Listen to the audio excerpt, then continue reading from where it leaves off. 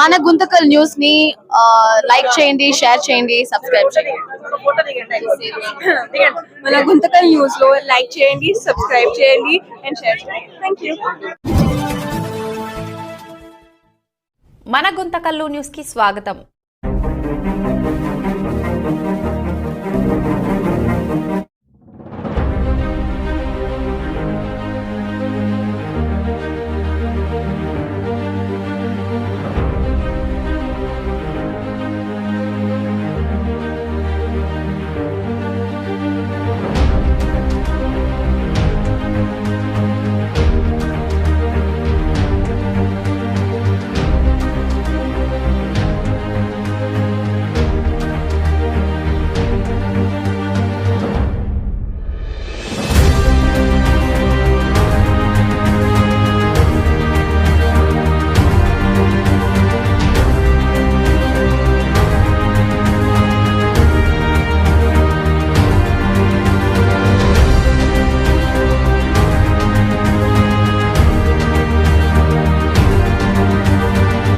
Sir, నా పేరు కోటేశ్వరప్ప, UTF జిల్లా అధ్యక్షులు.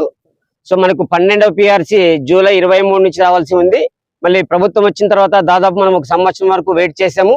మళ్ళీ ఇప్పుడు దాదాపుగా 30 నెలలు అవుతున్నప్పుడుగా పిఆర్సీ మీద కమిటీ వేయకుండా దాట వేసినటువంటి పరిస్థితి మనం గమనిస్తున్నాం.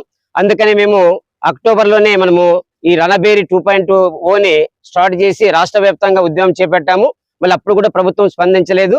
మళ్ళీ రణబేరి 2.1 అని చెప్పేసి మళ్ళీ 2వ విడతగా ఈ ఉద్యమాన్ని చేపట్టాము రాష్ట్ర వ్యాప్తంగా. అప్పుడు కూడా ప్రభుత్వం స్పందించుకోకుండా ఉంది. మళ్ళీ ఫిబ్రవరి 17వ తేదీ రాష్ట్ర వ్యాప్తంగా దాదాపు 14-15 మందిని సమీకరించి మనం అక్కడ ధర్నా కార్యక్రమం చేపట్టాము. అప్పుడు కూడా ప్రభుత్వం ఏదైనా స్పందిస్తుందని చెప్పేసి స్పందించకుండా దాటేసిన పరిస్థితి గమనించిన తర్వాత మళ్ళీ తాడో పేడో తేల్చుకుందని చెప్పేసి ఐఆర్ మనకు 12 పిఆర్సీ కమిటీని వెంటనే నియమించాలా, అట్లాగే ఐఆర్ 29% ప్రకటించాలా. మళ్ళీ కరోనా పీరియడ్ లో చనిపోయినటువంటి పంచాయతీరాజులు ఇతర డిపార్ట్మెంట్ ఉన్నటువంటి కార్యనియామకాలు చేపట్టాలా. అట్లాగే మేము 57 దానిలో 2004 కంటే ముందు నియామకం పొందినటువంటి ఉద్యోగస్తులు కాబట్టి వీళ్ళకి పాత పెన్షన్ విధానాన్ని అమలు చేయాలా. సిపిఎస్ విధానాన్ని అందరికీ చాలా అది అభద్రతా భావం కల్పిస్తుంది కాబట్టి దాన్ని వెంటనే రద్దు చేయాలని చెప్పేసి కోరుకుంటున్నాం. మళ్ళీ 3.0ని మేము ఇక్కడ ఈ రోజు రాష్ట్ర వ్యాప్తంగా అన్ని నియోజకవర్గ కేంద్రాల్లో ఈ శిక్షణా శిబిరాలను మనం ప్రారంభించడం జరిగింది.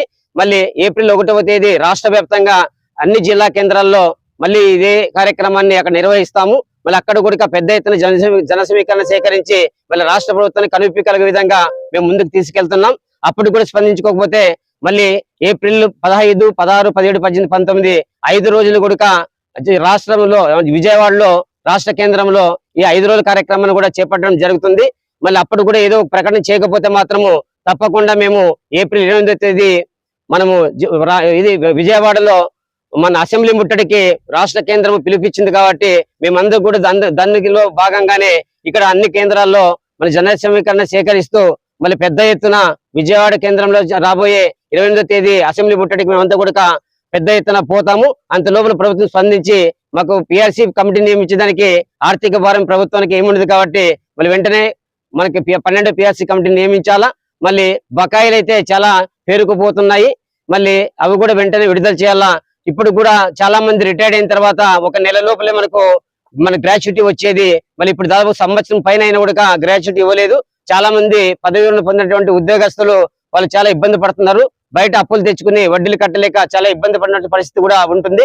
మరి కనీసం పదవీలను పొందిన వాళ్ళు ప్రశాంతంగా ఉండాలా, వాళ్ళకి కుటుంబాలు సంతోషంగా ఉండాలంటే వాళ్ళని ఇంత ఇబ్బంది పెట్టడం ఏమాత్రం సమంజసం కాదు. వెంటనే వారికి గ్రాట్యుటీ ప్రకటించాలని చెప్పేసి మనము కోరుకుంటున్నాం. మళ్ళీ ఇప్పటికి కూడా దాదాపుగా 30 నెలలు కావస్తున్నా కూడా పిఆర్సీ లేట్ చేస్తే రాబోయే కాలంలో ఎలక్షన్స్ దగ్గరకు వస్తాయి.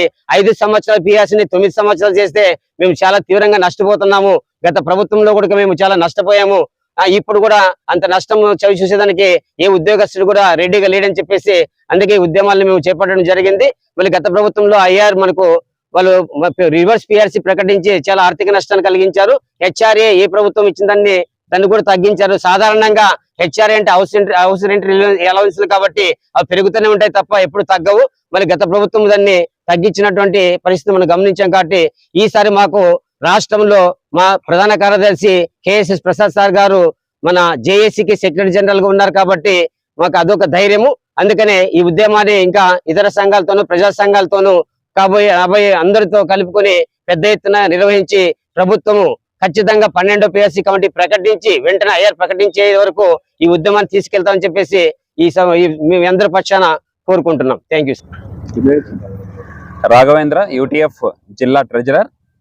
ఈరోజు రాష్ట్ర ప్రభుత్వ ఉద్యోగ ఉపాధ్యాయ పెన్షనర్లు కార్మికుల యొక్క ప్రధాన డిమాండ్స్ పిఆర్సి నియమించాలి, పిఆర్సి కమిషన్ను నియమించి చైర్మన్ను నియమించాలి, అలాగే వెంటనే 29% ఐఆర్ను ప్రకటించాలి, వేల కోట్ల రూపాయల బకాయిలు ఉన్నటువంటి ఆర్థిక బకాయిలు, సరెండర్ లీవులు కావచ్చు, అలాగే డిఏ బకాయిలు కావచ్చు, పిఆర్సి బకాయిలు కావచ్చు, అవన్నింటినీ వెంటనే విడుదల చేయాలని, అలాగే ముఖ్యమైనటువంటి డిమాండ్ అయినటువంటి సిపిఎస్ను రద్దు చేయాలి, కేంద్ర ప్రభుత్వం ఇచ్చినటువంటి మెమో నంబర్ 57ను అమలు చేసి 2004కి ముందు నోటిఫికేషన్ ద్వారా నియామకం పొందినటువంటి ఉద్యోగులందరికీ వెంటనే ఓపీఎస్ విధానాన్ని అమలు చేయాలి. అలాగే ఈహెచ్ఎస్ ఎంప్లాయీ హెల్త్ స్కీమ్ అనేటువంటిది నిర్వహణ అనేది చాలా ఇబ్బందికరంగా ఉంది. ప్రభుత్వ ఉద్యోగులకి ఏమాత్రము ఉపయోగకరంగా లేదు. అటువంటి ఈహెచ్ఎస్ ను సక్రమంగా వినియోగించేలా చూడాలని, అదేవిధంగా కారుణ్య నియామకాలు, కోవిడ్ సమయంలో దాదాపు 950 మంది ప్రభుత్వ ఉద్యోగులు చనిపోయారు. ఆ అన్ని డిపార్ట్మెంట్లకు సంబంధించినటువంటి ఆ ప్రభుత్వ ఉద్యోగులకు సంబంధించినటువంటి మీద ఆధారపడినటువంటి వాళ్ళకి కారుణ్య నియామకాలు వెంటనే చేపట్టాలని, ఇటువంటి అనేక రకాలైనటువంటి ఆర్థిక అంశాలతో కూడినటువంటి డిమాండ్స్ ను నెరవేర్చాలని కోరుతూ, అలాగే ముఖ్యంగా మరొక డిమాండ్ ఎంటీఎస్ వాళ్లకు రెగ్యులర్ టైం స్కేల్, అంటే వాళ్ళకు రెగ్యులర్ పే స్కేల్ ను ఇవ్వాలని కోరుతూ అనేక డిమాండ్లను మనము నెరవేర్చాలని కోరుతూ ఈరోజు రాష్ట్ర వ్యాప్తంగా అన్ని నియోజకవర్గ కేంద్రాల్లో ఒకరోజు నిరాహార దీక్షకు పిలుపునివ్వడం జరిగింది. ఈ నిరాహార దీక్షలు పూర్తయిన తర్వాత జిల్లా స్థాయిలో ఏప్రిల్ 1, 2వ తేదీల్లో కూడా మళ్ళీ నిరాహార దీక్షలు చేపట్టబోతున్నాం. దాని తర్వాత రాష్ట్ర స్థాయిలో కూడా 5 రోజుల పాటు నిరాహార దీక్షలు ఉంటాయి. ఇవన్నీ కూడా ఇంత ఒత్తిడి పెడుతున్నప్పటికీ కూడా రాష్ట్ర ప్రభుత్వం నుంచి ఏమాత్రం స్పందన లేకపోతే వచ్చే నెల ఏప్రిల్ 28వ తేదీ చలో సెక్రటేరియట్ కార్యక్రమం ద్వారా ప్రభుత్వం దృష్టికి తీసుకెళ్లి ఈ డిమాండ్స్ నెరవేర్చుకోవడానికి ఆంధ్రప్రదేశ్ ఐక్య ఉపాధ్యాయ ఫెడరేషన్ గా మేమందరూ నిర్ణయించుకోవడం జరిగింది. కాబట్టి ఇటువంటి కార్యక్రమాల్లో ఉపాధ్యాయులు అలాగే మిగిలిన ఉద్యోగ సంఘాల నాయకులందరూ కూడా పెద్ద ఎత్తున పాల్గొని ఈ కార్యక్రమాలని జయప్రదం కావాల్సిందిగా కోరుకుంటూ ఈ అవకాశం ఇచ్చిన మీడియా వారికి ధన్యవాదాలు. ప్రతి ఒక్కరికి వాక్ స్వాతంత్రం, మన సమస్యలు పరిష్కారం కానప్పుడు అవకాశం మనకు ఉండాలి.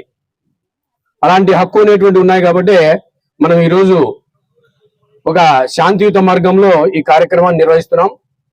ముందుగా ఎక్కడైనా ప్రజాస్వామ్యంలో సమస్యలు పరిష్కారం కానప్పుడు మన సమస్యల పరిష్కారం కోసం నిరసన తెలియజేసేటువంటి అవకాశం ఉంటుంది. అందులో భాగంగా దశల వారీగా ఉద్యోగ ఉపాధ్యాయ పెన్షనర్ల సంఘాలు అనేక కార్యక్రమాలు చేపడుతుంటాయి. ఇందులో మొదటిది ఒకరోజు అంటే ఉదయం నుంచి దైనందిన కార్యక్రమంలో మనం ఉదయం టిఫిన్, మధ్యాహ్నం భోజనము, తర్వాత సాయంకాలం స్నాక్స్, తర్వాత భోజనం చేస్తుంటాం. అలాంటి దైనందిన కార్యక్రమాల్ని వదిలిపెట్టి ఉదయం నుంచి సాయంకాలం వరకు నిరాహార దీక్ష చేసేటువంటిది ఒక భాగం. అంటే ఆ సమస్యల యొక్క తీవ్రతను ప్రభుత్వానికి తెలియజేసేటువంటి ఒక పద్ధతి. ఆ తర్వాత హర్తాళ్ళు, రాస్తారోకోలు, తర్వాత చివరిగా పార్లమెంట్ కానీ అసెంబ్లీ సమావేశాల దగ్గరికి వెళ్ళి మన యొక్క గూడును వెలబుచ్చుకోవడం జరుగుతుంది. అలాంటి కార్యక్రమాల్లో మొదటి భాగంగా ఈరోజు యూటీఎఫ్ మిత్రులు ఒకరోజు నిరాహార దీక్ష కార్యక్రమాన్ని చేపట్టడం జరుగుతోంది. అందుకు ముందుగా తెలుగునాడు ఉపాధ్యాయ సంఘం తరఫున, తర్వాత pensioners state government pensioners association తరఫున కూడా వారికి అభినందనలు తెలియజేస్తున్నాం. ముందు మనందరికీ తెలిసిందే వాళ్ళ డిమాండ్లు దాదాపుగా రాష్ట్రంలో ఉపాధ్యాయులు, ఉద్యోగులు, కార్మికులు ఎటువంటి సమస్యలన్నీ కూడా దాంట్లో ఏకరువు పెట్టారు. కాబట్టి వాటన్నిటినీ కూడా మనం ప్రభుత్వం దృష్టికి తీసుకోవాల్సినటువంటి అవసరం ఉంది. ముందుగా మనకున్నటువంటి వాళ్ళ డిమాండ్లలో, సోదర సంఘ డిమాండ్లలో పిఆర్సి అనేటువంటిది ప్రకటించాలా, పిఆర్సీ చైర్మన్ నియమించాలా, తర్వాత ఫిట్మెంట్ ప్రకటించాలా, డిఏ పెండింగ్లో ఉన్నటువంటి డిఏలు, తర్వాత డిఏ బకాయిలు, పెన్షన్ల యొక్క బకాయిలు, తర్వాత డిఏ అరియర్స్ కానీ ఇలాంటి అనేకమైనటువంటి సమస్యలు దాదాపు 9 నుంచి ఆ సమస్యల్ని నిరాహార దీక్ష కార్యక్రమంలో డిమాండ్స్ గా పెట్టారు. వాటన్నిటి కూడా పరిష్కరించేటువంటి నిర్ణయాన్ని ప్రభుత్వం తీసుకోవాలా.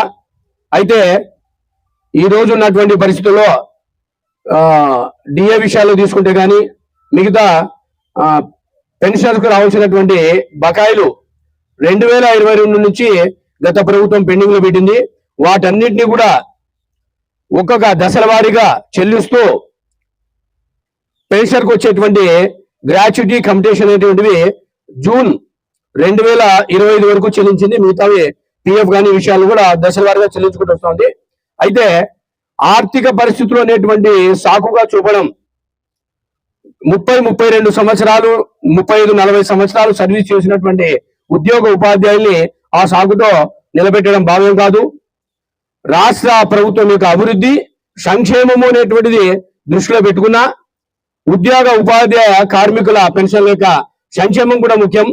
ఆ విషయాన్ని ప్రభుత్వం గుర్తుంచుకొని ఈరోజు ఏవైతే రాష్ట్ర ప్రభుత్వ ఉద్యోగ ఉపాధ్యాయ పెన్షన్ల సమస్యలు ఉన్నాయో వాటన్నిటి కూడా ఖచ్చితంగా ఒక నిర్ణయం తీసుకొని మన సోదర సంఘ నాయకులు చెప్పినట్లు ఒక రూట్ మ్యాప్ టైమింగ్ అనేటువంటిది ఇచ్చి వాటిని పరిష్కరించాలని చెప్పి ఈ సందర్భంగా ప్రభుత్వాన్ని డిమాండ్ చేస్తూ ఈ రాష్ట్ర ప్రభుత్వ ఉద్యోగ ఉపాధ్యాయ కార్మికులు ఎటువంటి కార్యక్రమాలు సమస్యల పరిష్కారం కోసం కృషి చేసిన మా వంతు సహాయ సహకారాలు మా యొక్క సంఘీభావం మద్దతు ఉందని చెప్పి సందర్భంగా తెలియజేస్తూ ఈరోజు నిరాహార దీక్ష కూర్చున్నటువంటి ఉపాధ్యాయ ఉద్యమ నాయకులందరూ కూడా పేరు పేరున కృతజ్ఞతలు, అభినందనలు, ధన్యవాదాలు తెలియజేస్తూ సెలవు